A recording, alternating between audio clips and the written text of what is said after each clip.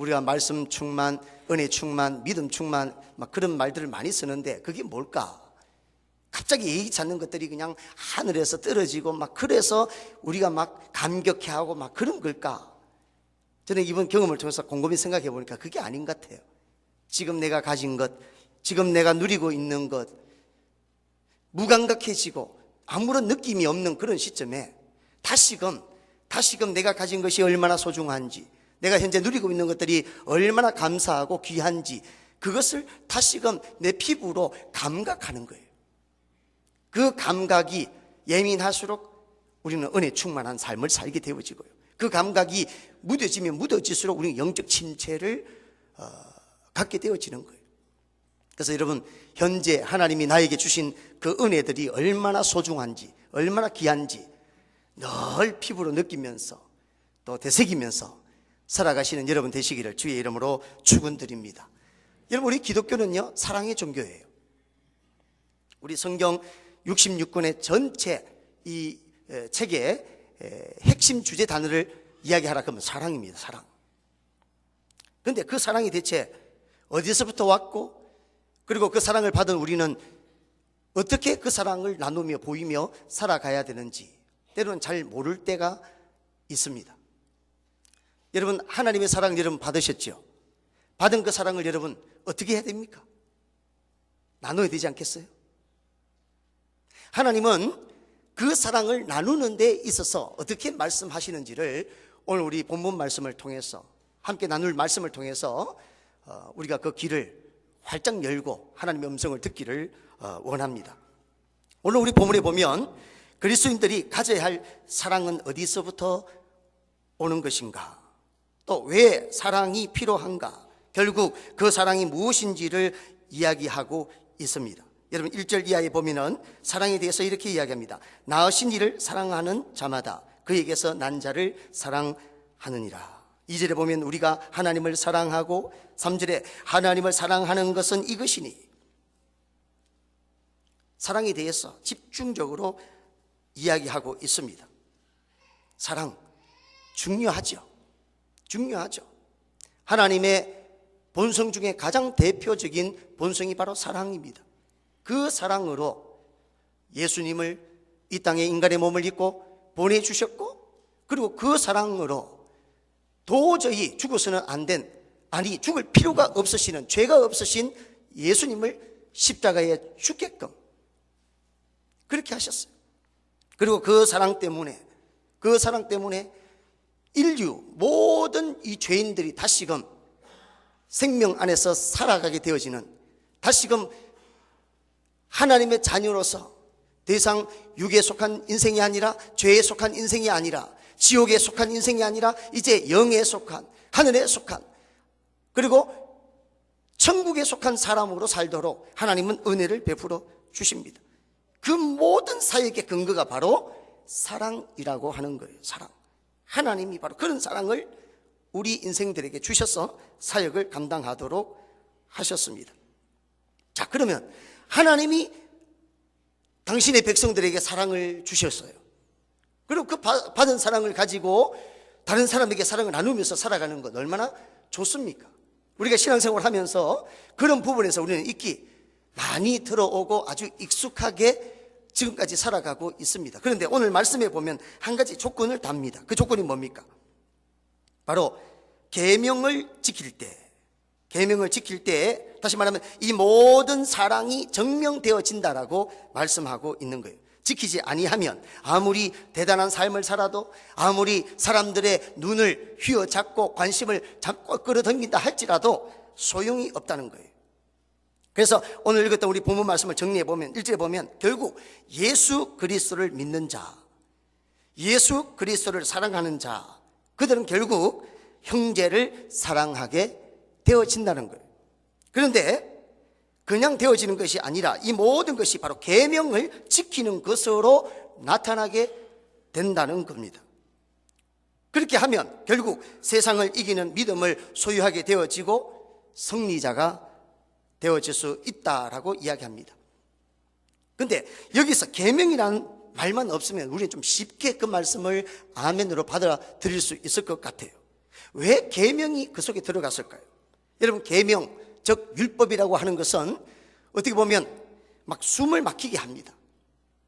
그리고 완벽을 우리에게 요구하기 때문에 너무너무 우리를 힘들게 하고 아프게 하고 또 압박하는 어떤 그런 모습이 있어요. 그래서 이 계명이라고 하는 것은 이 목적이 뭐냐면 철저히 우리 인간이 얼마나 무지한지, 얼마나 무능한지, 연약한지를 일깨워 주는 것.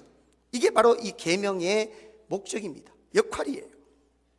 그런데 계명을 지키라고 분명히 이야기합니다. 2절에 보면 우리가 하나님을 사랑하고 그의 계명들을 지킬 때 3절에 보면 하나님을 사랑하는 것은 이것이니 우리가 그의 계명들을 지키는 것이라. 계명들을 지키라고 하는 거예요. 그것이 결국 세상을 이기는 승리자요, 그것이 곧 믿음이라고 이야기하고 있습니다. 여기서 말하고 있는 계명이 뭘까요? 우리가 생각하는 막 숨을 아주 답답하게 만들고 부담스럽게 하게 만들고 그리고 막 우리를 압박하고 억압하는 어떤 그런 부류의 계명을 이야기할까요? 아니면 또 다른 의미의 이 내용이 그 속에 있는 걸까요? 과연 어떻게 하는 것이 세상을 이기는 승리의 비결이 되어지는 것입니까? 여러분, 계명을 지킨다고 하는 것은요, 사실 우리 인간으로서는 불가능합니다. 그래서 인간으로서 계명을 온전히 지킨다고 하는 것은 있을 수 없어요. 우리 주님 이외에는 이 계명을 온전히 지킬 수 있는 사람은 아무도 없습니다. 그런데 왜 이런 계명을 지키라고 말씀하셨는가? 3절에 보면요, 흥미있는 표현이 나옵니다. 3절 후반절에 보면 뭐라고 이야기하냐면 그의 계명들은 뭐라고 이야기합니까? 무거운 것이 아니로다. 우리가 지금까지 피상적으로 알고 있는 계명은 무거운 거예요. 부담스러운 것입니다. 우리를 알게 모르게 억압하고 고통 속으로 몰아넣는 것, 그리고 철저히 우리가 얼마나 무지하고 무능력한 사람인지를 일깨우게 되어지는 것이 바로 이 율법의 계명의 역할이라고 하는 거예요. 그런데 오늘 말씀에 보면 그의 계명들은 무거운 것이 아니로다 라고 이야기합니다. 그 말은 다르게 표현하면 뭡니까? 쉽다는 것이죠. 누구나가 지킬 수 있다라고 하는 말입니다. 여러분, 여기에 힌트가 있어요. 마태복음 11장 28절 30절에 보면은 우리 같이 한번 읽어볼까요? 마태복음 11장 28절에서 30절 시작. 수고하고 무거운 짐진 자들아 다 내게로 오라. 내가 너희를 쉬게 하리라. 나는 마음이 온유하고 겸손하니 나의 멍에를 메고 내게 배우라. 그리하면 너희 마음이 쉼을 얻으리니 이는 내 멍에는 쉽고 내 짐은 가벼움이라 하시니라. 자, 30절에 주목하시기 바랍니다. 이는 내 멍에는 쉽고 내 짐은 가벼움이라. 여러분, 멍에는 무거워요. 소가 짐을 싣기 위해서 등에 매는 거, 이 멍에잖아요. 그죠? 어떤 종류의 멍에라 할지라도 이 멍에라고 하는 것 자체는 무겁고 또 부담스러운 거예요. 그런데 오늘 말씀을 통해서 우리 주님이 메고 가시는 멍에는 쉽다, 가볍다라고 이야기하고 있는 겁니다. 여러분, 어떻게 멍에가 쉽고 또 그 짐이 가벼울 수 있을까요? 어떻게? 짐이라고 하는 건 다 무겁죠. 멍에라고 하는 건 다 부담스럽고 우리에게 고통을 주는 그런 부분입니다. 그런데 어떻게 해서 그것이 가벼울 수 있고 그리고 쉬울 수 있겠는가 하는 거예요. 여러분, 여기서 말하고 있는 이 계명이라고 하는 것은요, 우리가 잘 알아야 돼요. 여러분, 계명을 통해서는 결코 하나님의 구원에 이를 수가 없어요. 내가 얼만큼 완벽하게 사느냐, 내가 얼마나 철저하게 흠없이 사느냐, 이것에 의해서 구원에 이를 수 있는 사람은 한 사람도 없습니다. 정도의 차이입니다. 다른 사람들에게 보이느냐 보이지 않느냐, 그것의 차이예요. 인간의 육을 입고 살아가는 한 죄로부터, 육신의 연약함으로부터 자유할 수 있는 사람은 이 땅에 아무도 없습니다. 아무도 없어요. 그런데 예수님이 오늘 이 말씀을 통해서 이 계명이 가볍다라고 하는 것, 다시 말하면 내가 지고 있는 이 멍에가 가볍다라고 하는 것은 다름 아닌 우리 주님이 이 땅에 살아가면서 짊어지고 가야 될 모든 멍에들, 모든 짐들을 대신 져주신 거예요.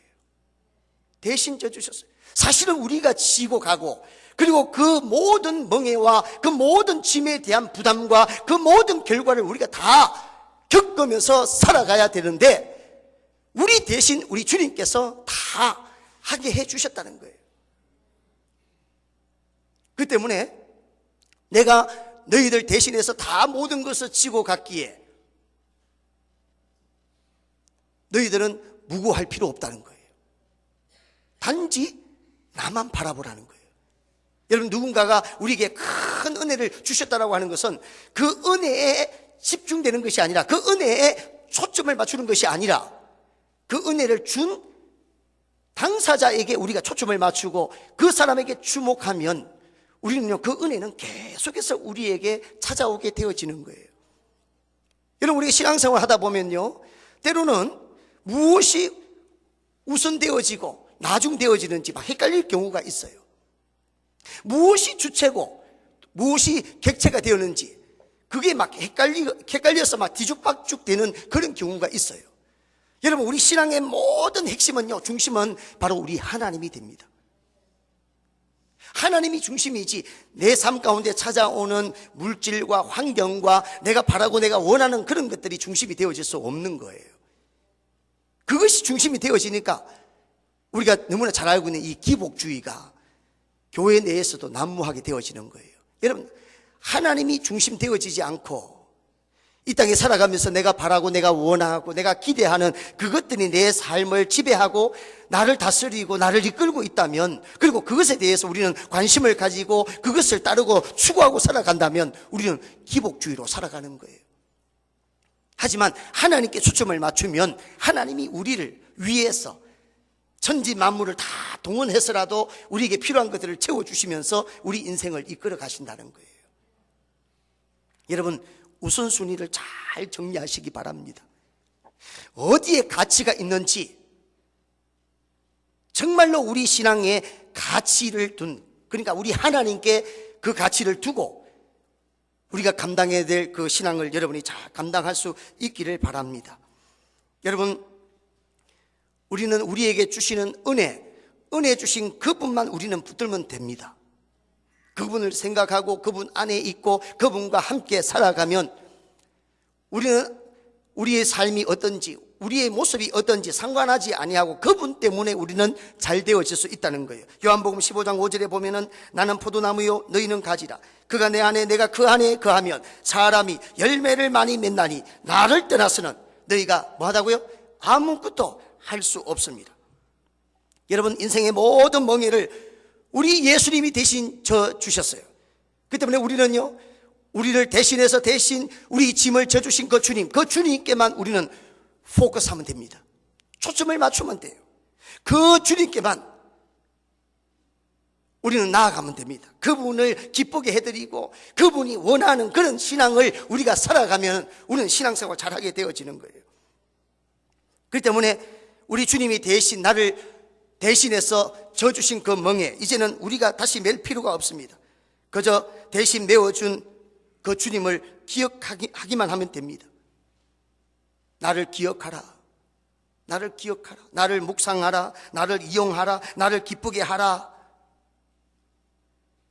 여러분, 주님을 기억하고 주님의 힘을 빌리고 우리 주님을 기쁘게 하는 그런 삶을 살고 등등, 그런 삶이 바로 믿음인 거예요. 내가 한 것이 아니지만 대신 해주신 예수님께 붙는 겁니다. 의지하는 거예요. 그가 나를 위해 하신 것을 상고하는 겁니다. 여러분, 시편 103편 2절에 보면 내 영혼아 여호와를 송축하며 그 모든 은택을 잊지 말지어다. 여러분, 이것이 하나님이 원하시는 계명을 지키는 거예요. 여러분, 우리 인간의 모습으로 어떻게 하나님이 요구하시는 계명을 지킬 수 있겠습니까? 하나님이 예수 그리스도를 통해서 우리에게 베풀어 주신 그 은혜를 헤아리면 66권 말씀 속에 있는 모든 이 계명을 지키는 걸로 우리 하나님이 간주해 주시겠다고 말씀하고 있는 겁니다.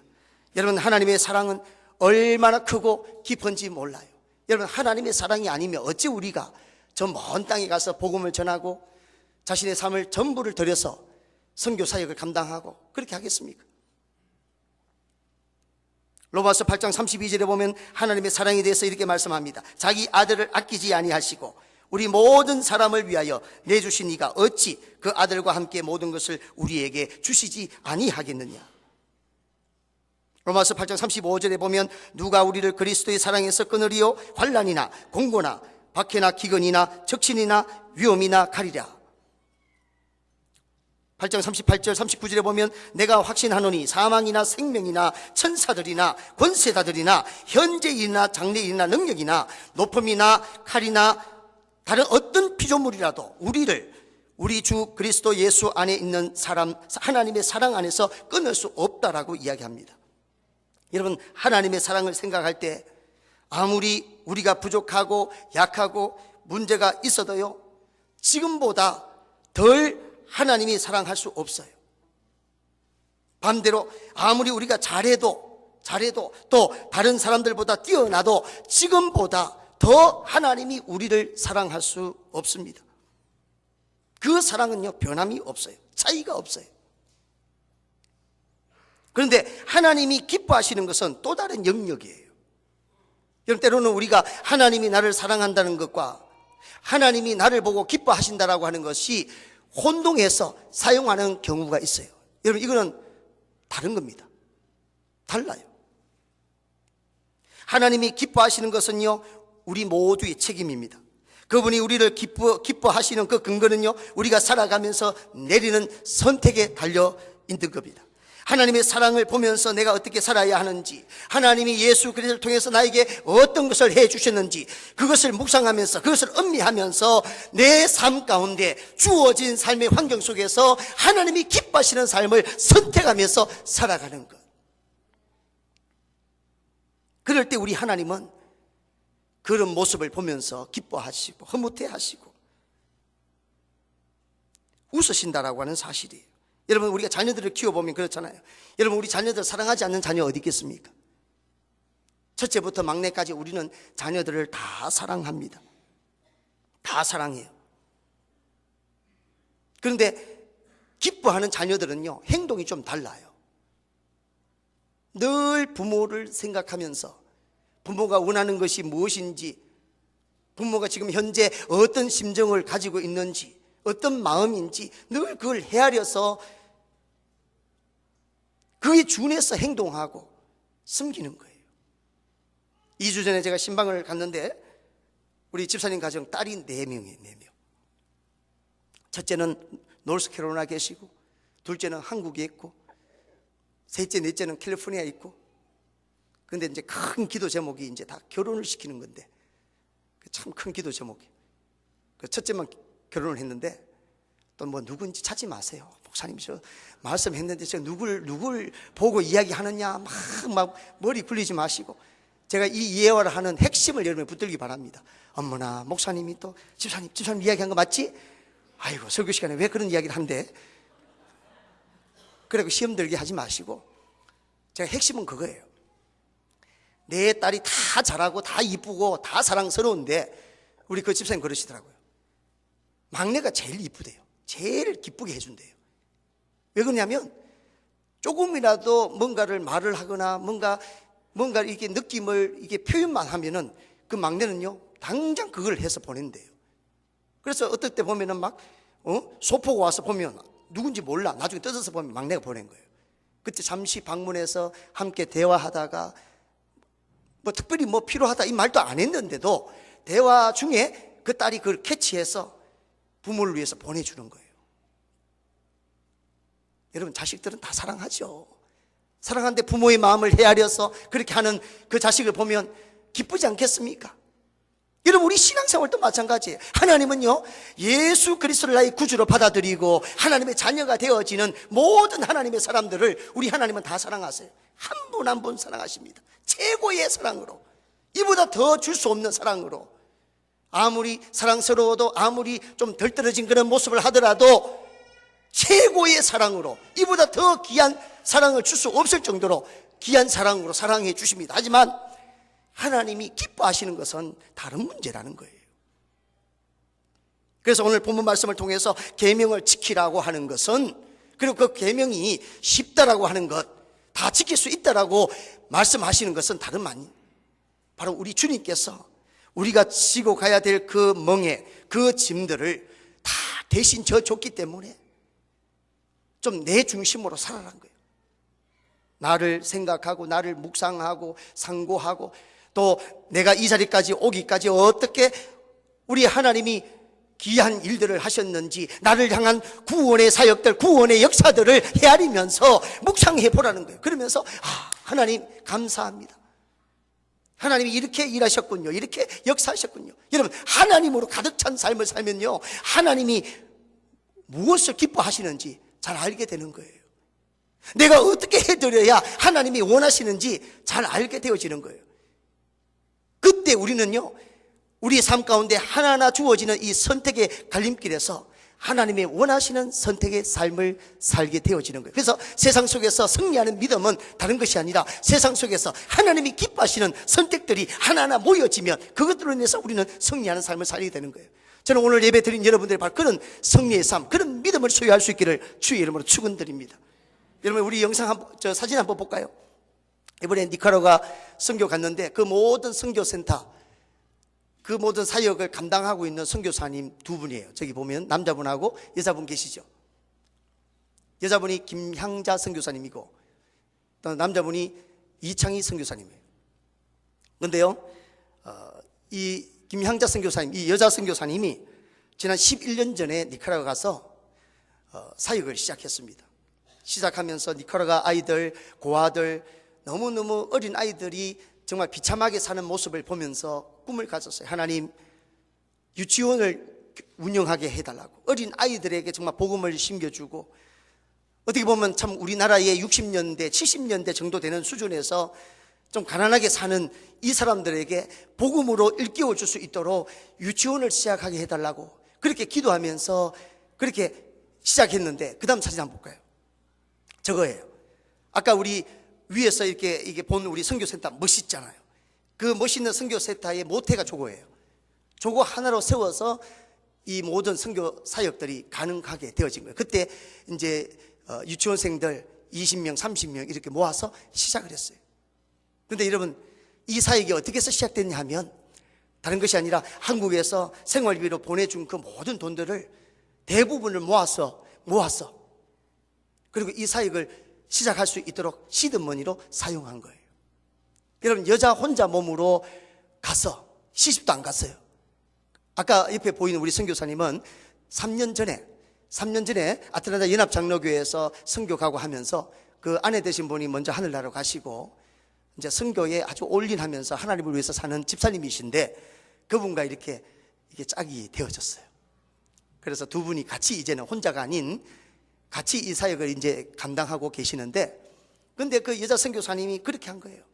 한국에서 생활비로 온 그 물질 중에 대부분을 세이브해서 요 집 한 채를 지으면서 사역을 시작한 거예요. 여러분, 하나님이 기뻐하시는 신앙은요, 결국은 선택입니다. 내가 살아가면서 어떤 선택을 하느냐, 이 선택을 통해서 또 그 선택들이 모여져서 결국 우리는 세상을 이기는, 세상을 정복하고 영향을 끼치는 그런 사역을 우리가 하게 되어지는 거예요. 이 선교사님이 요거 하나 짓고, 그 다음에 사진 한번 쭉 보여주세요. 예, 저렇게 지어졌어요. 이게 뭐 긴 시간도 아닙니다. 약 한 6년, 7년 만에 다 이게 된 거예요. 저렇게 귀한 대학 캠퍼스 같아요. 땅이 41에이크입니다. 현재 아이들, 국민학교 아이들 학교가 지금 500명이에요. 500명. 아이들 500명이 여기서 공부하고 있어요. 그리고 신학교를 운영하는데, 신학교에 신학생들이 지금 50명, 60명 돼요. 거기서 공부하고 있어요. 야, 그리고 교회 개척과 그리고 빈민지역에 구제도 하고, 세압 방직이라고, 여러분 그 봉제 공장 있죠? 우리 남미에도 계시는데 거기 보니까 한국분이 운영하는데 직원이 7,000명이에요. 그리고 저희들이 간데가 4,000명, 3,000명인데 3,000명 되는 그 장소에 식당이요, 한 3,000명 이상 앉아요. 식당이 보이지가 않아요, 끝이. 그래서 우리 선교사님과 그 팀들이 매주 2회씩 가서 찬양과 함께 복음을 전하는데, 이번에 저희들 갔을 때 2분 갔었어요. 갔는데 그 많은 사람들이 모여서 식사를 하는데 혹시나 우리가 미국에서 왔기 때문에 좀 이게 불편할 수 있잖아요. 밥 먹는데 시끄럽게 하면. 그래서 우리 한 분은 우리 송기철 장로님이 말씀을 전거하셨는데 한 분은 하면서 그런 말을 하신 거예요. 밥 먹는 거 그냥 먹으시라고. 안 봐도 된다고. 그냥 뭐 또 필요하면 마음대로 여러분들이 행동하시라고. 그러니까 조금이라도 부담을 덜기 위해서 그런 말씀을 하신 것 같아요. 그런데도요, 식사하고도 한 사람도 안 들어. 말씀을 다 듣고 말씀을 받으려고 하는 그 마음밭이 준비가 다 되어져 있는 거예요. 그거 보면서 야, 참 니카라가 축복이다. 여러분, 요즘에는요, 말씀을 전해도 말씀으로 받지 못하는 그런 환경들이 얼마나 많아요. 말씀 전한다고 말씀을 들어요? 요즘 시대가 그런 시대가 아닙니다. 근데 그 많은 사람들이 모여갖고요, 찬양도 다 듣고 말씀도 다 듣는 거예요. 저는 희망이 있다고 생각했습니다. 여러분, 선교사 한 분이 작은 꿈이지만은 그 꿈을 가지고 하나님이 기뻐하시는 그 선택을 하나하나 주워 모으니까 하나님의 위대한 일을 하나님이 이루시는 거예요. 저는 오늘 예배 참석한 여러분들이 꼭 선교사에만 국한되는 것이 아니라 오늘 신앙생활한 저와 여러분에게도 동일하게 적용되어진다고 믿습니다. 하나님 앞에서 하나님이 기쁘시게 해드리는, 여러분, 하나님을 늘 묵상하면요, 하나님이 예수 그리스도를 통해서 나에게 주신 그 은혜들을 늘 되새기면요, 하나님이 뭘 원하시는지 그 원하시는 삶을 우리가 살아갈 수 있어요. 그 기뻐하시는 그 선택을 우리가 하면서 살 수 있습니다. 그러면 하나님이 우리가 하는 그 선택을 통해서 당신의 능력을 우리에게 나타나 보여주시는 거예요. 상상할 수 없는 그런 기적 같은 역사들을 보내주시면서 당신의 영광을 스스로 이루어 계신다라고 하는 사실이에요. 저는 오늘 예배를 통해서 하나님, 그렇습니다. 사랑은 우리가 너무나 잘 압니다. 하나님이 정말 예수 그리스도 통해서 우리에게 보여준 사랑, 그 사랑이 얼마나 큰지요. 그 받은 사랑을 우리도 전하면서 사는데 그렇게 하면 얼마나 좋겠습니까? 하지만 하나님은 우리에게 한 가지 조건을 제시했습니다. 그건 다름 아닌 계명을 지킬 때, 그 계명이라고 하는 게 다른 게 아닙니다. 여호와를 묵상하는 거예요.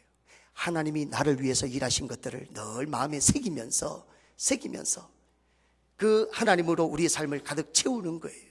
그러면 하나님이 기뻐하시는 삶을 우리가 선택하면서 하나님의 위대한 일을 이루는 그런 축복을 경험하게 된다는 것입니다. 오늘 예배하는 여러분들이 바로 그런 은혜를, 계명을 온전히 이루음으로 인해서 하나님, 당신 스스로 당신의 뜻을 이루고 당신의 사역들을 이루는 그런 여러분의 삶, 주의 몸된 교회, 그리고 이 땅에 있는 모든 교회의 사역들이 되어지기를 주의 이름으로 축원드립니다.